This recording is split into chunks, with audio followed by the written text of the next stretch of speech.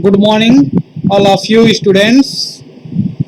आज हम आप लोगों को सिंधु घाटी सभ्यता के द्वितीय भाग के बारे में, सेकंड पार्ट के बारे में बताएंगे। कारण कि पहले भाग में मैंने आपको बताया कि सिंधु घाटी सभ्यता क्या है, इसका उत्खनन की शुरुआत कहाँ से हुई, और जैसा कि मैंने बताया आप लोगों को कि पहला खोजा जाने वाला स्थान रावी नदी के तट पर माउंट मोंटगोमरी नामक स्थान पे, जो कि पाकिस्तान में स्थित है। यहाँ पे हड़प्पा नामक स्थान पे पहली बार सिंधु घाटी सभ्यता के सिंधु नदी के किनारे साक्ष्य मिले। इसी कारण इसका नाम सिंधु घाटी सभ्यता एवं हड़प्पा सभ्यता पड़ा। अभी तक हम लोगों ने पढ़ा कि हम लोग कैसे खुदाई हुई, किस किन जगहों पर खुदाई हुई, इसके साथ और किन किन जगहों पे कौन कौन खुदाई किया, किस किस सन में खुदाई हुई, ये हम लोग पढ़ चुके हैं। ठीक है, तो वही चीज मैं एक बार थोड़ा सा और ब्रीफ कर दूंगा और सिंधु घाटी सभ्यता के महत्व के बारे में बता दूंगा। यही चीज यहाँ ब्रीफ करूंगा अगले स्लाइड में कि जो पिछड़ा मैंने बताया है। और अगर अच्छे से समझना हो तो आप लोग हमारी पिछली वीडियो को देख सकते हैं, जो कि मैं इसके डिस्क्रिप्शन में इसके दे दूंगा। तो आप लोग इसलिए विशेष ध्यान दीजिए, और अभी तक लाइक और सब्सक्राइब न किए हों तो लाइक और सब्सक्राइब जरूर कर लीजिए। कारण यह है कि कल तक मेरी मतलब 3-4 वीडियो पढ़ चुकी है, इसके अलावा कंप्यूटर्स की पढ़ती हैं और टेक्निकल वीडियोज पढ़ती हैं। तो कुल मिला के कल दिन भर में आप लोग 138 सब्सक्राइबर कंप्लीट किए थे। तो आज मैं ये चाहूँगा कि कम से कम 200 सब्सक्राइबर आज वीडियो अपलोड होने के बाद आप लोग पहुँचाएंगे। जो अभी तक लाइक नहीं किए हैं, शेयर नहीं किए हैं, सब्सक्राइब नहीं किए हैं, लाइक कर दें, शेयर कर दें, सब्सक्राइब कर दें। इसलिए आप लोग इसको ध्यान दीजिए और आगे हम बताते हैं आप लोगों को। सिंधु सभ्यता के प्रमुख स्थल एवं इसकी स्थिति, किसके बारे में बताएंगे हम आज आपको? सिंधु सभ्यता के प्रमुख स्थल एवं उनकी स्थिति। तो कैसे बताएंगे? कारण के स्थल मतलब जहां जहां खोज हुई, और इसके अलावा किस सन में खोज हुई, और उसके उत्खननकर्ता कौन थे, और किस नदी के किनारे इसकी खोज हुई, ये सारी चीजें मैं आप लोगों को क्लियर कट बताऊंगा। ठीक है, पहले तो मैं ये ब्रीफ में बता देता हूं, उसके बाद इसका एक शॉर्टकट भी मैं बता दूंगा। ठीक है, जिसको ट्रिक कहते हैं याद रखने की। इसके लिए आप लोग परेशान मत होइए। चलिए, सबसे पहले हम चर्चा करते हैं हड़प्पा की। हड़प्पा की खोज सन 1921 ईस्वी में हुई। इसके उत्खननकर्ता श्री दयाराम साहनी जी थे।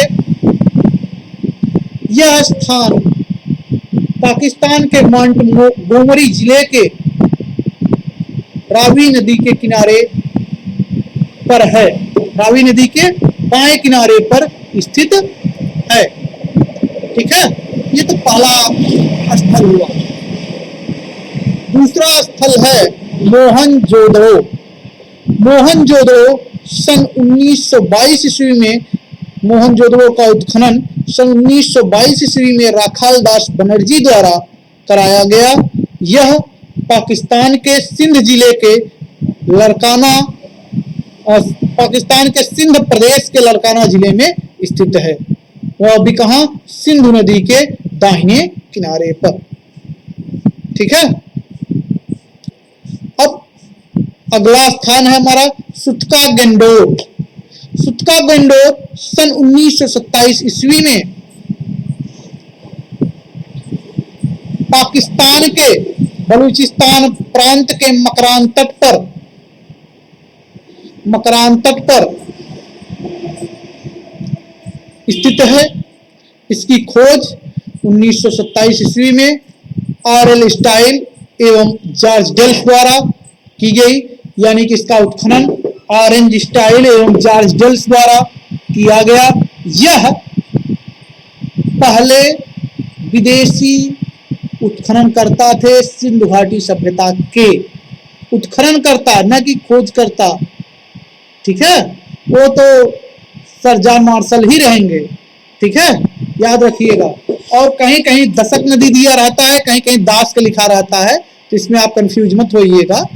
ठीक है, सुक्का गेंडोर 1927 ईस्वी में आर.एल. स्टाइल एवं जॉर्ज डेल्स द्वारा पाकिस्तान के बलूचिस्तान प्रांत के मकरान तट पर दाश्क नदी के किनारे उत्खनन कराया गया।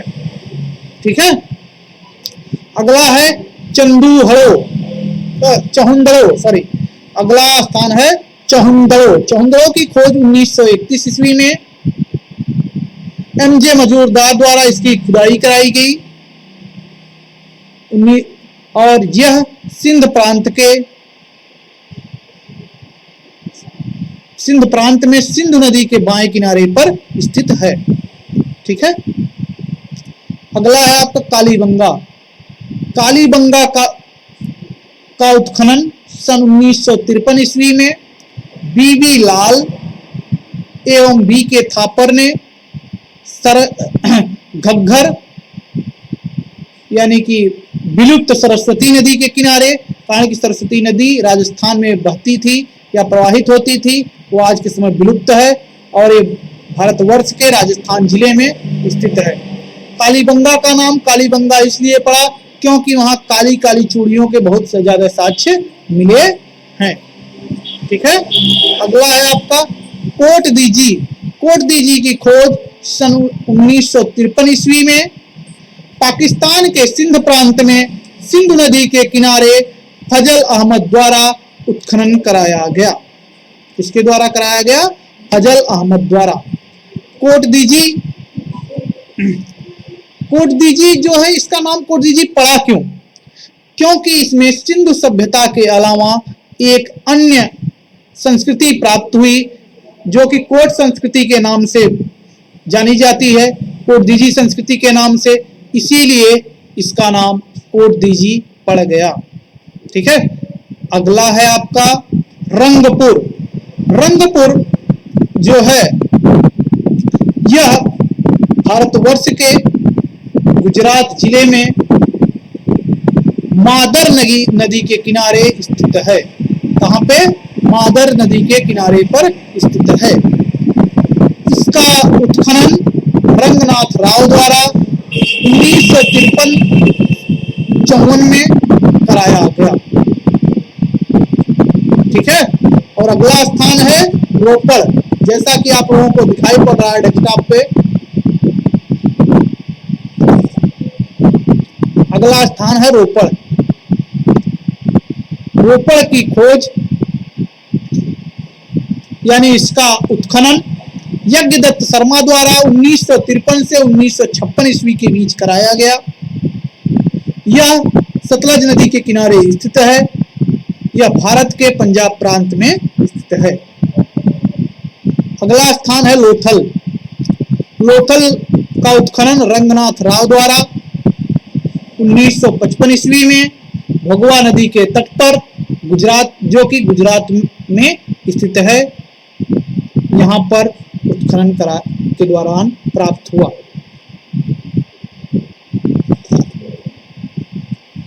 और हड़प्पा कालीन अगला स्थल है आलमगीरपुर के उत्खननकर्ता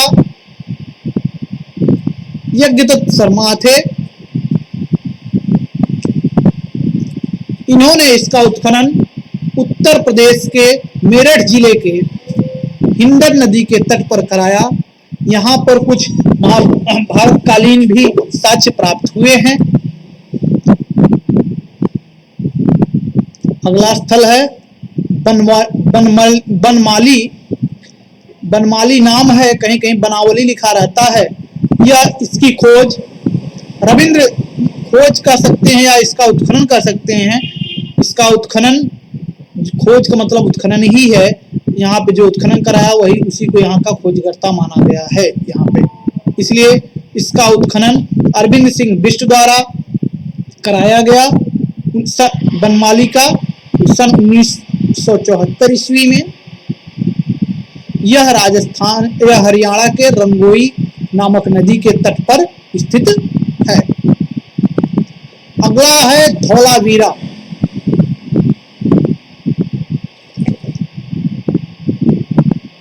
धौलावीरा जो है यह आपका लूनी नदी के किनारे गुजरात के कच्छ जिले में स्थित है।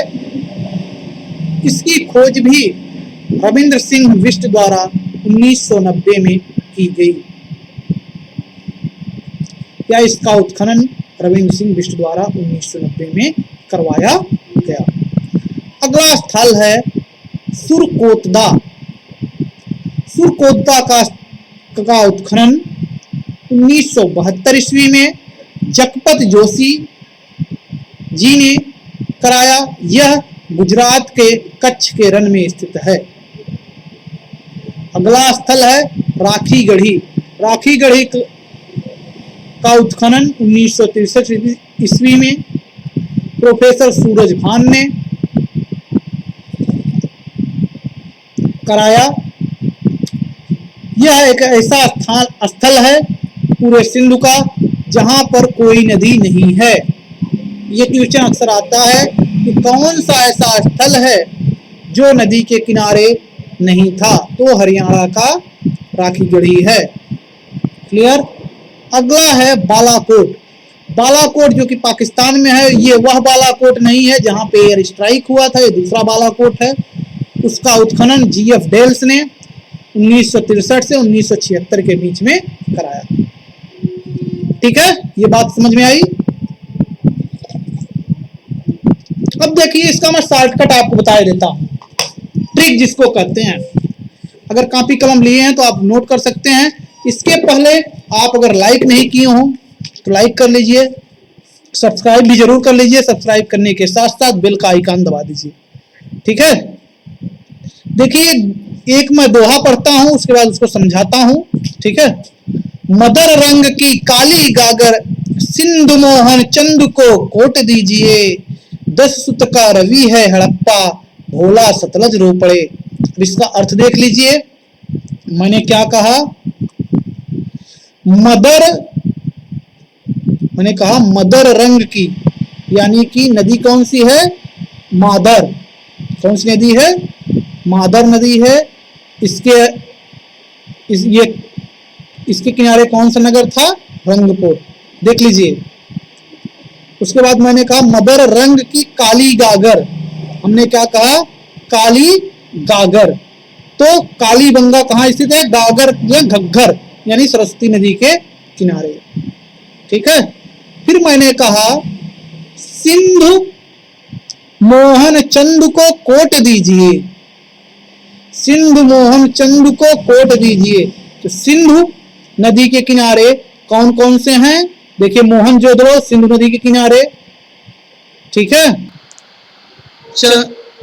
मोहनजोदड़ो सिंधु नदी के किनारे और कोट दीजिए सिंधु नदी के किनारे, यानी कि सिंधु मोहन को कोट दीजिए। अगला है 10 सुत का रवि है हड़प्पा, यानी कि दास का नदी। ये देखिए यहां लिखा है ना 10 की जगह दास हो गया या दशक हो गया, और सुत का मतलब सुत का गेंडोर। ठीक, 10 सुत का रवि है हड़प्पा, यानी कि रवि यानी कि रावी नदी के किनारे कौन सा स्थित है, हड़प्पा। ये देखिए क्लियर हो गया।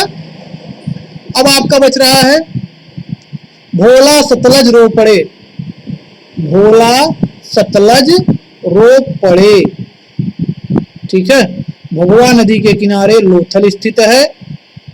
देखिए भोगवा नदी के किनारे लोथल स्थित है। ठीक है, इसके अलावा सतलज, ठीक है, और रोपड़े, सतलज नदी के किनारे हमारा रोपड़ है। ये आपका क्लियर हुआ।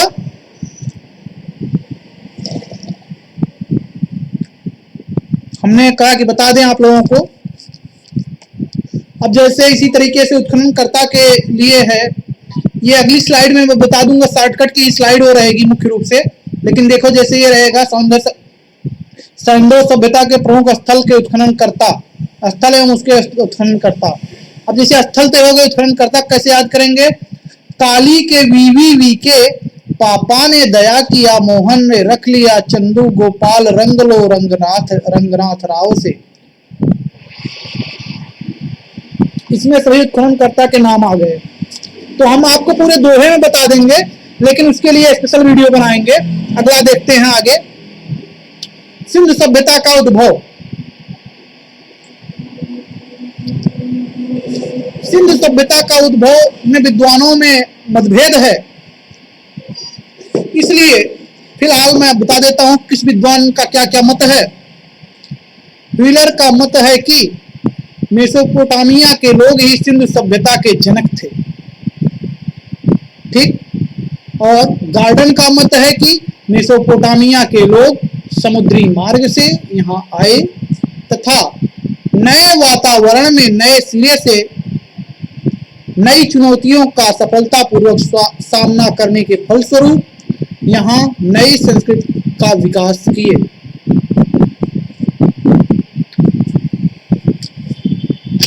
फिर अगला विद्वान है अगले फेयर सर्विस। फेयर सर्विस के अनुसार इस सभ्यता का उद्भव और विस्तार बलूची संस्कृतियों का सिंधु प्रदेश की आखेट पर निर्भर करने वाली किन्हीं वन्य और कृषक संस्कृतियों के पारस्परिक प्रभाव के फलस्वरूप इनका उद्भव हुआ। फिर अगले हैं अमलानंद घोष। अमलानंद घोष ने बताया कि सोथी यानी बीकानेर एवं गंगानगर क्षेत्र जो कि राजस्थान में है, यह कालीबंगा प्रथम संस्कृति हड़प्पा संस्कृति के विकास में महत्वपूर्ण योगदान माना है। अमलानंद घोष ने कालीबंगा का हड़प्पा संस्कृति में के विकास में महत्वपूर्ण योगदान माना है। जगपत जोशी ने भी इनके मत का समर्थन किया है। अगले हैं धर्मपाल अग्रवाल, ब्रिजेट आल्चिन, रेमंड आल्चिन। इन विद्वानों ने यह धारणा व्यक्त की कि सोथी संस्कृति यानी राजस्थान की जो थी, जो बीकानेर और गंगानगर क्षेत्र की थी, यहाँ यह सिंधु सभ्यता से पूर्व की संस्कृति नहीं थी, बल्कि प्रत्युत मतलब होता बल्कि अथवा यह सिंधु सभ्यता का ही एक प्रारंभिक रूप थी। बात क्लियर हुई हमारी?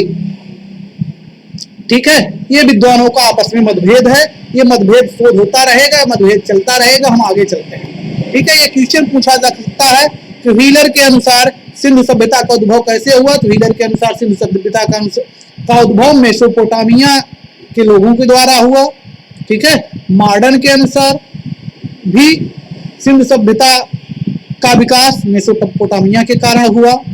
फेयर सर्विस के अनुसार सिंधु सभ्यता का विकास बलूची संस्कृतियों के कारण हुआ। अमलानंद घोष के अनुसार सिंधु सभ्यता का विकास कालीबंगा की प्रथम संस्कृति के कारण हुआ। और धर्मपाल अग्रवाल, ब्रिजेट अल्विन और अल्चिन और रेमंड अल्चिन के अनुसार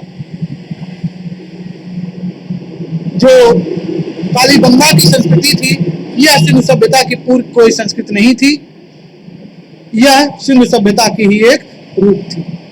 ये तो आपका विद्वानों का मत था। अब सिंधु सभ्यता की विशेषताएं एवं स्थापत्य योजना के बारे में हम जानते हैं। सिंधु सभ्यता की क्या क्या विशेषताएं थी? ठीक है, सिंधु संस्कृति की विशेषता यह है कि जो सबसे बड़ी विशेषता यह है कि सिंधु सभ्यता एक नगरीय सभ्यता थी। सिंधु सभ्यता के नगर विश्व के प्राचीनतम सुनियोजित नगर हैं। सिंधु सभ्यता के नगरों में मकान जाल की तरह बसाए गए हैं। ये क्वेश्चन यहां से आ सकता है आपको एग्जाम में। सिंधु सभ्यता के नगर कैसे बसाए गए थे? तो सिंधु सभ्यता के नगर सिंधु सभ्यता के नगरों में मकान जालों की तरह बसाए गए थे। अभी तक अगर लाइक नहीं किए हैं तो लाइक कर लीजिए, शेयर कर दीजिए और सब्सक्राइब तो जरूर कर लीजिए। जो आपके बगल में लाल कलर का बटन दिखाई पड़ रहा है उसको प्रेस करिए और सब्सक्राइब करिए। साथ ही साथ बेल का आइकन जरूर कर दीजिए, जिससे कि आप लोगों को तक हमारा वीडियो पहुंच जाए। जैसा कि जानते हैं अभी कल के वीडियो में करीब 200 सब्सक्राइबर लोग बढ़े हैं, तो लोग ऑनलाइन रहते हैं, उनको ज़्यादा अच्छी समझ में आता है। उनके लिए मैं स्पेशल और चीज़ें बताता हूँ, उनको ऑनलाइन बताता हूँ, जिसकी सूचना केवल जो सब्सक्राइब रहेगा उसी को मिल पाती है। इसलिए आप लोग सब्सक्राइब हो जाइए। अगला पॉइंट है कि प्रायः सड़कें, सिंधु घाटी सभ्यता में प्रायः सड़कें एक दूसरे को समकोण पर काटती थी तथा नगर को आयताकार खंडों में विभक्त करती थी। मोहनजोदड़ो की सबसे चौड़ी सड़क 10 मीटर से कुछ अधिक चौड़ी है, यानी कि मोहनजोदड़ो की जो सबसे चौड़ी सड़क थी वो 10 मीटर से ज्यादा चौड़ी थी। और एक विशेषता वहां की और थी कि जो सिंधु घाटी सभ्यता कालीन सड़कें थी वो एक दूसरे को समकोण पर काटती थी, चौराहा नहीं बनाती थी, समकोण पर काटती थी। अधिकांश अगला अधिकांश नगरों में दुर्ग बने हुए थे जहां संभवतः शासक वर्ग के लोग रहते थे। अधिकांश जगहों में क्या होता था, दुर्ग बने होते थे, मतलब कि जैसे चारों तरफ चार दीवारी रहती थी, ऊंची ऊंची, देखिए अभी दुर्ग आप लोग देखे होंगे, वैसे बने रहते थे जहां पे संभवतः शासक वर्ग रहता था। यानी जैसे आज जमाने में बड़े बड़े अधिकारी या विधायक, सांसद या मंत्री लोग रहते हैं, उस तरीके की चीज। फिर दुर्ग के बाहर निचले स्तर पर ईंटों के मकान वाला शहर बसा था जहां पर सामान्य लोग रहते थे। सिंधु सभ्यता में किसी भी सड़क को ईंट आदि बिछाकर पक्का नहीं बनाया गया था। लेकिन एक यहाँ पे अपवाद है कि उसको हम बताएंगे आगे कि कहां पर जैसे ये बिछाया गया था ईंटें, कहां पे ईंटें नक्काशीदार थी, मैं आगे बताऊंगा, उसके लिए परेशान मत होइएगा, ठीक है।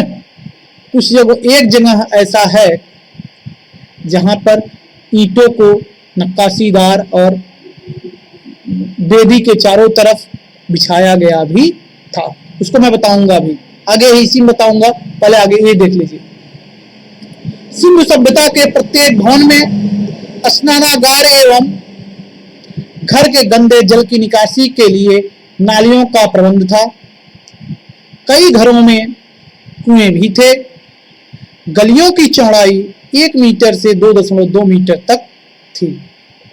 यानी कि उस समय सबसे बड़ी बात ये थी कि सिंधु सभ्यता के सभी घरों में स्नानागार तो था ही, साथ में जल निकासी की बहुत सुंदर व्यवस्था थी जो आज के नगरों में नहीं मिलती है। और कुछ कुछ घरों में कुएं के भी साक्ष्य प्राप्त हुए हैं। अगला, भवन निर्माण में पक्की एवं कच्ची दोनों तरह की ईंटों का प्रयोग हुआ है।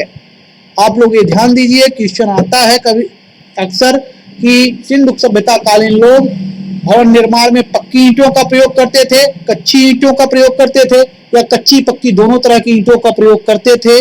तो आपका ऑप्शन होगा कच्ची पक्की दोनों तरह की ईंटों का प्रयोग करते थे। सिंधु संस्कृति के नागरिक भवन निर्माण में सजावट और बाहरी आडंबर के विशेष प्रेमी नहीं थे। क्या थे? सिंधु सभ्यता कालीन लोग भवन के सजावट के और बाहरी आडंबर, जो नक्काशी होती है, नए तरह तरह के नक्शे बनते हैं, उसके प्रेमी नहीं थे। उनके भवनों में विशेष अलंकरण नहीं दिखाई देता। यानी कि सिंधु सभ्यता कालीन भवनों में बहुत ज्यादा साज सज्जा नहीं दिखाई पड़ती है। अगला, सिंधु सभ्यता कालीन ईंटों पर भी किसी तरह का अलंकरण नहीं होता था, परंतु कहां पे एकमात्र स्थान है जो कालीबंगा, जो भी मैंने चर्चा किया था, हम के आगे आएंगे मैं बताऊंगा, जहां पे कालीबंगा में की फर्श अपवाद है। वहां फर्श बने हैं, कहां पे बने हैं? जो बेदी होती थी उस समय, पूजा पाठ के लिए जो बेदी बनाई जाती थी, उसके चारों तरफ की फर्श ईंटों की बनी हुई है और नक्काशीदार ईंटों की बनी हुई है। ठीक है, और पूछा जाता है अक्सर क्वेश्चन किस तरीके के ईंट हैं, तो नक्काशीदार ईंट हैं। ठीक, ये आप लोग बता दीजिएगा। अब एक बात फिर पढ़ देते हैं। ईंटों पर किसी तरह का अलंकरण नहीं होता था, परंतु कालीबंगा की फर्श एकमात्र अपवाद है जिसके निर्माण में अलंकृत ईंटों का प्रयोग हुआ है। सिंधु घाटी सभ्यता के अवयवों में मंदिर स्थापत्य का कोई उदाहरण नहीं प्राप्त हुआ है। सिंधु घाटी सभ्यता के अवशेषों में जितने भी खुदाई से अभी तक अवशेष प्राप्त हुए हैं, वहां मंदिर का कोई साक्ष्य नहीं प्राप्त हुआ है। और हड़प्पा की जल निकास प्रणाली बहुत ही विलक्षण यानी बहुत ही अद्भुत थी। संभवतः किसी भी दूसरी सभ्यता ने स्वास्थ्य और सफाई को इतना महत्व नहीं दिया जितना कि हड़प्पा संस्कृति के लोगों ने दिया था। सिंधु सभ्यता में प्रयुक्त ईंटें अलग अलग प्रकार की होती थी। तो अगर ये क्वेश्चन आ जाता है क्या सिंधु सभ्यता में ईंटें एक समान की मिलती थी? नहीं, एक समान की नहीं मिलती थी। तो अब एक चीज देख लेते हैं, ईंटें कितनी कितनी बड़ी कितनी छोटी मिलती थी, इसको बारे में जान लेते हैं।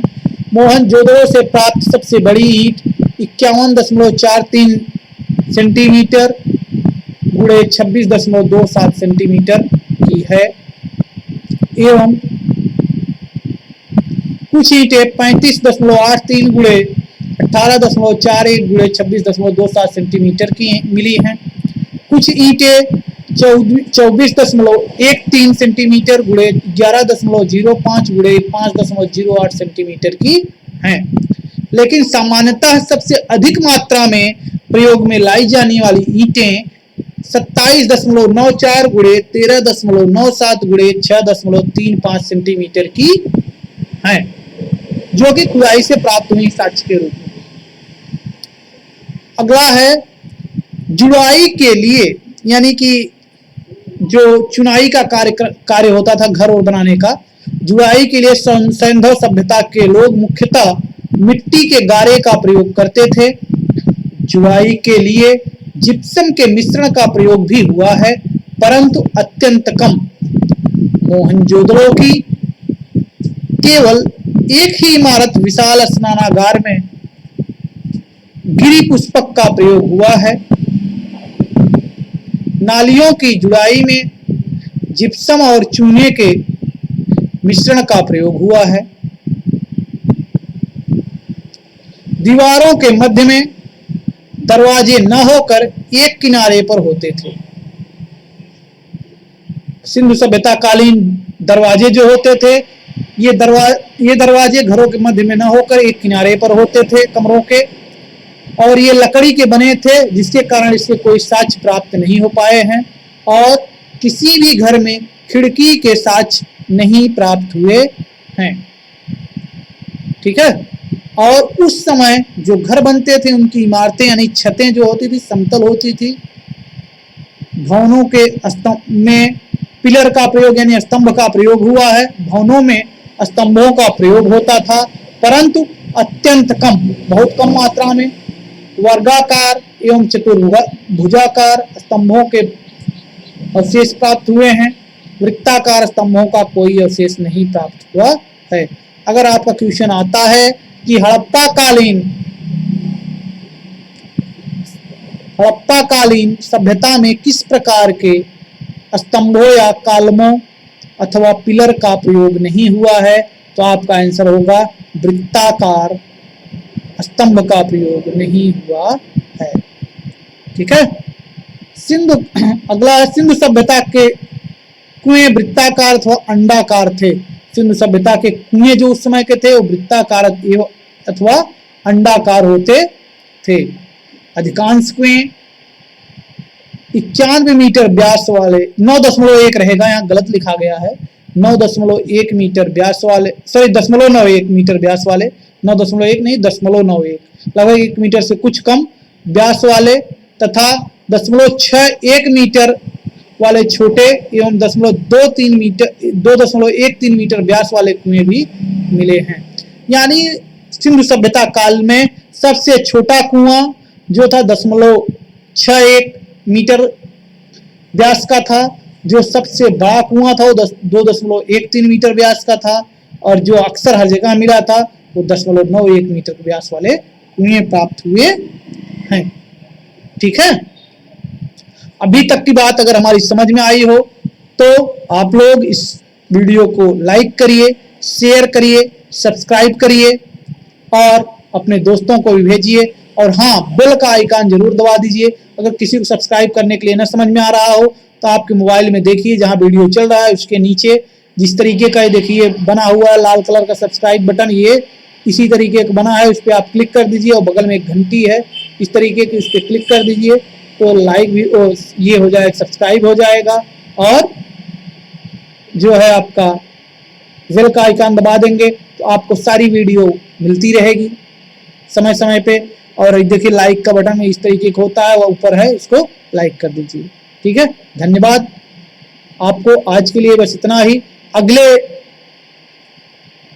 टॉपिक पे या अगले स्लाइड में मैं आप लोगों को अगले वीडियो में विशेष स्थलों के निर्माण योजना के बारे में बताऊंगा कि विशेष स्थलों का निर्माण कैसे कैसे हुआ है, उनमें क्या क्या संस्कृतियां रही हैं, कैसे कैसे। कारण 2-3 वीडियो मैं इस पे बनाऊंगा। अगर इसको आप लोगों ने देख लिया तो ये जान लीजिए कि आप कोई भी एग्जाम देंगे, इवन चाहे IAS हो, चाहे PCS हो, चाहे बैंक हो, चाहे SSC हो, चाहे रेलवे हो, चाहे लेखपाल हो, चाहे UPSI हो, कोई भी एग्जाम हो, आप लोग 100% क्वेश्चन सही करके आएंगे। इसके साथ ही साथ मैं एक स्लाइड और बता दूंगा कि कैसे आप लोगों को शॉर्टकट में सारी चीजें मैं बता दूंगा, जिसको उस तरीके से याद करना हो शॉर्टकट याद कर लेगा। लेकिन मैं तो ये रिकमेंड करूंगा कि इसको आप पूरा सुनिए, किसी को कोई दिक्कत नहीं होने वाली। मैं सारी चीजें आपको यहीं याद करा दूंगा। बस आज के लिए इतना ही। घर पे रहिए, अभी कोरोना काल में सुरक्षित रहिए, और वीडियो मैं बना रहा हूं, इसको देखिए। धन्यवाद।